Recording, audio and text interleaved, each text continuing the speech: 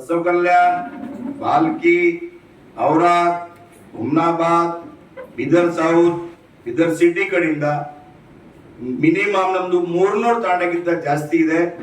ಪ್ರತಿ ತಾಂಡದಿಂದ ಸ್ವಯಂ ಪ್ರೇರಿತವಾಗಿ ಈ ಹೋರಾಟಕ್ಕೆ ನಮ್ಮ ಸಮಾಜ ಈಗ ಬಿತ್ತಿನ್ಗೆ ಇದೆ, ಮಳೆ ಬರ್ತಾ ಇದೆ, ಆದ್ರೆ ಬಿಟ್ಟು ಸಮಾಜ ಆಕ್ರೋಶ ಇದೆ, ಸಮಾಜ ನಮ್ಮ ಭಾರ ವಿರೋಧ ಮಾಡಿದರೆ. ಅದಕ್ಕಾಗಿ ಡಾಕ್ಟರ್ ತಾನು ಮುಂದೆ ಹೇಳ್ತೀನಿ, ನಾನು ಈ ಸರ್ಕಾರಕ್ಕೆ ಅಲ್ಟಿಮೇಟ್ ಕೊಡ್ತಾ ಇದ್ದೀನಿ, ಮುಖ್ಯಮಂತ್ರಿಗೆ ಅಲ್ಟಿಮೇಟ್ ಕೊಡ್ತಾ ಇದ್ದೀನಿ. ತಾವು ಪುನರ್ ವಿಚಾರ ಮಾಡಬೇಕು, ಪುನರ್ ಪರಿಶೀಲನೆ ಮಾಡಬೇಕು. ಇಲ್ಲ ಅಂದ್ರೆ ಮುಂದಿನ ಸಮಯದಲ್ಲಿ ಹೋರಾಟ ಸ್ವರೂಪ ಬೇರೆ ಇರುತ್ತೆ.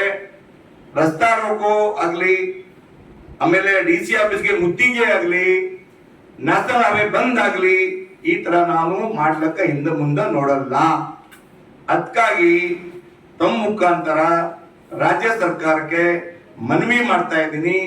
ಯಾವ ತರ ಅನ್ಯಾಯ ಮಾಡಿದ್ರಿ, ಯಾವ ತರ ಅಪಪ್ರಚಾರ ಮಾಡಿದ್ರಿ, ಸಮಾಜಕ್ಕೆ ಧೂಕ ಮಾಡಿದ್ರಿ, ಸರಿಪಡಿಸ್ಬೇಕು. ಇಲ್ಲಾಂದ್ರೆ ನಾವು ಯಾವ ಕಾರಣ ಸುಮ್ಮಿರಲ್ಲ.